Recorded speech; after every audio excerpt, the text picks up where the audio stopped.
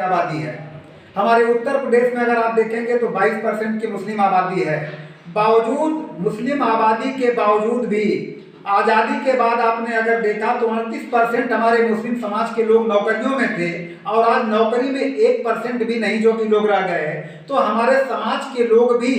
जो राजनीतिक दल बनाते हैं, तभी आपने अपने गाजीपुर जनपद में ही देखा कि हमारे अंसारी बंधु जो है कौमी एकता दल बनाए। हालांकि मुस्लिम समाज के लोग कौमी एकता दल के नाम पे या अंसारी बंधुओं को अपना नेता तो जरूर मानते हैं, लेकिन पार्टी के नाम पे उनको कभी उन्होंने सहयोग नहीं दिया और लास्ट में यह हुआ कि कौमी एकता दल जो है कि समाप्त हो गई और बाद में फिर ये बसपा और सपा जैसे लोगों के साथ मिल करके अपनी राजनीतिक पारी की शुरुआत किया। ओवैसी साहब भी चुनाव के समय बहुत ज़्यादा जोर शोर के साथ जो है कि समाज की बात को उठाते हैं, लेकिन बाकी जगहों पे जो उनका संगठन है वो समाज के लिए बेहतर वर्किंग नहीं कर पाता है। और हमारे मुस्लिम समाज का जो प्रगति हो सकता है वह प्रगति शिक्षा से हो सकता है, अवेयर से हो सकता है, कानूनी जानकारी से हो सकता है। और इसके लिए हमारे कोई भी राजनीतिक दल जो है अवेयरनेस प्रोग्राम नहीं चलाते हैं, इस तरह उनका कभी विशेष ध्यान नहीं जाता है, जिसके वजह से मुस्लिम समाज अपने वोट का जो है वो वोट को तो समझ नहीं पाता, वोट के महत्व को नहीं समझ पाता और अपना कोई एक जो कि रहनुमा नहीं चुन पाता। यह सबसे बड़ा मुख्य कारण जो है तो आपके जिस टीम में है उस टीम के राष्ट्रीय अध्यक्ष ने मुस्लिम समुदाय के लिए क्या कुछ विशेष किया है? मुस्लिम समुदाय के लिए हमारे ओम प्रकाश राजभर जी का ये है कि पंचायत जो चुनाव हो रहा है उसमें भी लगभग जो है 25% से ज़्यादा सीट जो है मुस्लिम समाज के लोगों का देने का इन्होंने वादा किया है। दूसरी चीज़, ये भारतीय जनता पार्टी की सरकार उत्तर प्रदेश में है। आपने देखा कि हमारा जो ये संघ लोक सेवा आयोग के जो भर्तियाँ हुई हैं उसमें जो है लगभग 51 जो है मुस्लिम समाज के लोग जो है इसमें नियुक्त जो है कि हुए हैं। इस तरीके से सरकार में कोई भेद विभेद नहीं है। भारतीय जनता पार्टी के साथ हमारे सुहेलदेव भारतीय समाज पार्टी का गठबंधन है, विलय नहीं है, लेकिन बावजूद जो है मुस्लिम समाज के लोगों का बहुत बड़ा नुकसान जो है इस सरकार में जो है कि नहीं है। और भारतीय जनता पार्टी की कुछ जो नीतियां हैं उस नीतियों का हम जो है कि खास करके आपके चैनल के माध्यम से कहना चाहते हैं। जैसे योगी जी हो गए, हमारे मुख्यमंत्री हैं, इनका जो उल जलगुल कभी कभी बयान आ जाता है, कुछ ऐसे इनके बयान जो है कि आ जाते हैं जो समाज को कभी कभी एक ठेस पहुंचा देते हैं। अगर ये तो एक बिंदुओं पे इन लोगों के कुछ अगर कार्य ठीक हो जाए तो हम समझते हैं कि भारतीय जनता पार्टी से बेहतर किसी की सरकार जो है कि नहीं रहेगी मुस्लिम समाज के लिए। भारतीय जनता पार्टी के शासनकाल में तमाम मस्जिदों को ध्वस्त किया गया, इस पे क्या कहेंगे? अब ये भी आ रहे हैं तो चलिए फिर आपके चैनल को मैं यह भी बताना चाहूँगा, आज से पहले के जो भी शासक रहे हैं, जैसे आपने एक देहाती भाषा में सुना हुआ है कि कोई अगर आपके यहाँ सामने भीख मांगने वाला आता है उसको आप 10 रुपए दे करके और उसको एक आदत सी बना दीजिए, और वही आप अगर उसको एक बार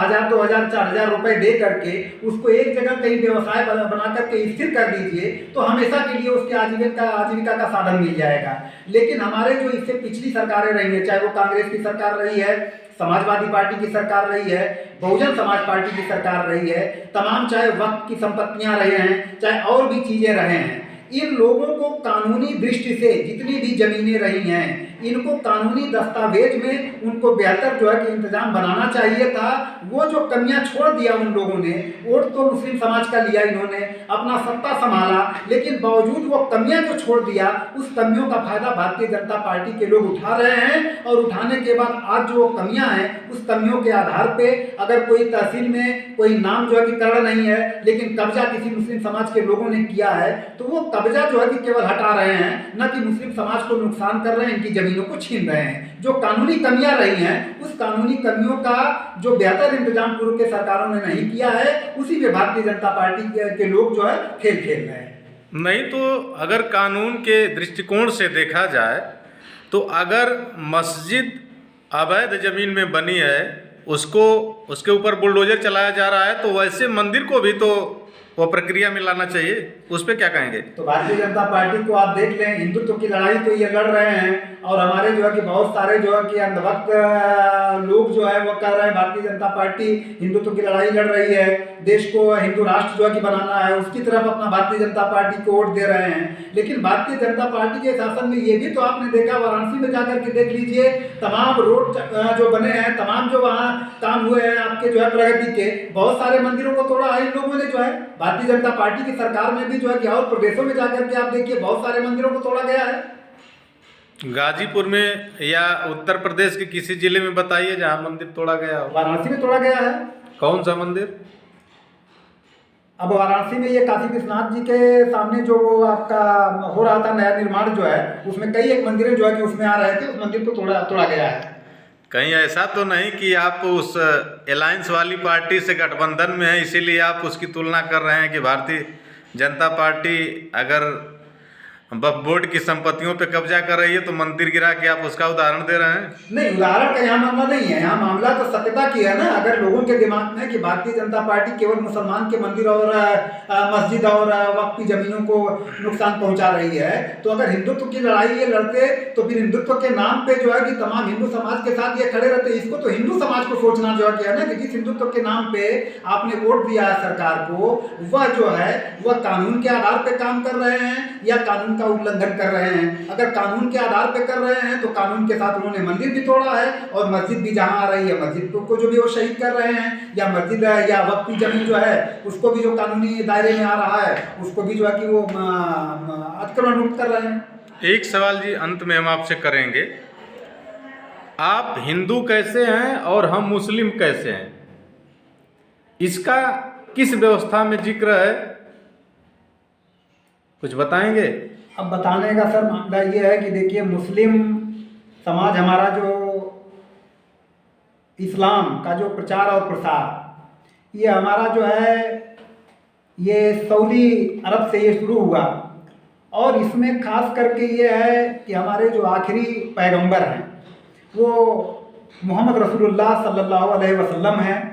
और ये जो रमज़ान महीना चल रहा है, इस रमज़ान महीने में हमारी कुरान आयत हुई थी, नाजिल हुई थी, और इस कुरान में तमाम चीज़ें जो अल्लाह की किताब मानी जाती है, और इसमें जो अल्लाह के दिए हुए संदेश हैं, उस संदेश को हमारे हुजूर साहब ने जो है कि बताया, और उस पर हमारे मुस्लिम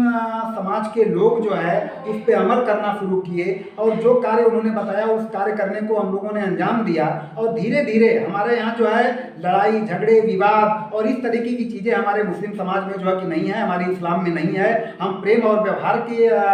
ऊपर जो है काम करते हैं, हम इंसानियत के आधार पे काम करते हैं, हम लोगों को जोड़ने का काम करते हैं, हम तोड़ने का काम करते नहीं है। हमारा इस्लाम धर्म कभी तोड़ने का काम नहीं किया है, जोड़ने का काम किया है। और इसी वजह से आपने देखा कि पूरे विश्व में धीरे धीरे जो है इस्लाम का परचम जो है कि लहराता गया, और आज पूरे विश्व में जो है कि इस्लाम धर्म को मानने वाले लोग जो है कि हैं। और हिंदू जो ये पंथ है, हमारे ख्याल से ये सनातन धर्म जो कहा गया, ये बहुत पुराना ये समाज है, और ये एक तरह से अब देखा जाए तो बहुत डीप में जाने के बाद बहुत सारी चीज़ें हैं। बहुत आपके धर्मों में तमाम तरह के जो है हिंदुओं के जैसे करोड़ों देवता जो है कि हैं, करोड़ों लोग जो है कि हैं, हर लोगों की आस्थाएं हैं अलग अलग। कहीं श्री रामचंद्र जी को माना जाता है, कहीं श्री कृष्ण जी को माना जाता है, कहीं पे जो है श्री रामचंद्र जी जो है, और रावण में जो है कि आप दक्षिणी भारत में जाइए वहाँ पे रावण की भी पूजा होती है, ऐसा भी हम लोगों ने सुना है। तो अब इसमें विशेष